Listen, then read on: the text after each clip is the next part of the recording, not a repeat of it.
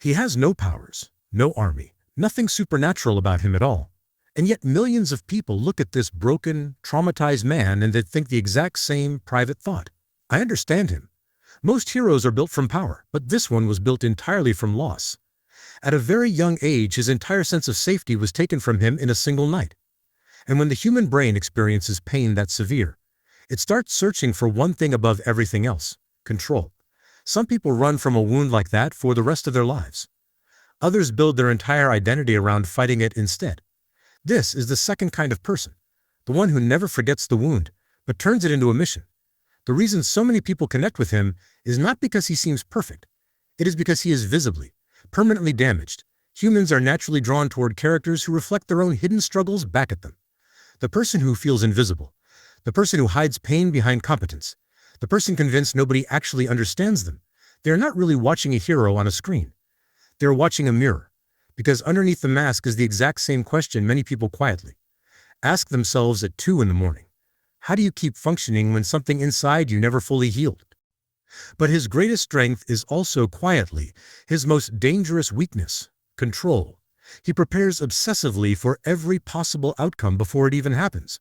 He trusts almost no one, not even the people closest to him. Psychologists describe this exact response as a survival adaptation, not a character flaw.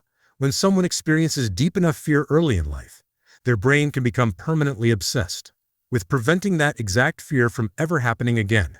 He is not only fighting crime in a fictional city, he is fighting the feeling of being powerless over and over, every single night. And maybe that is the real reason people understand him.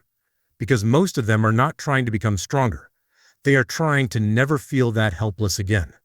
The psychologist Carl Jung described a concept he called the shadow. The parts of yourself you were never allowed to show anyone. Your anger, your fear, the darker thoughts you push down without ever admitting they exist. This character does not destroy that shadow.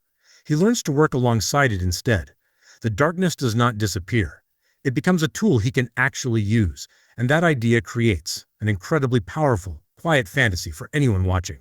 What if the exact parts of yourself that you hate the most could actually become your greatest strength? There is a reason audiences connect more with flawed characters than flawless ones.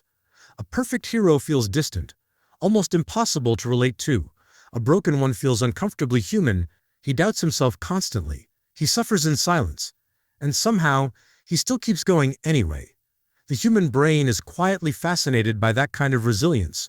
We do not admire him because he has no darkness inside him at all. We admire him because the darkness is real, and he still refuses to let it win.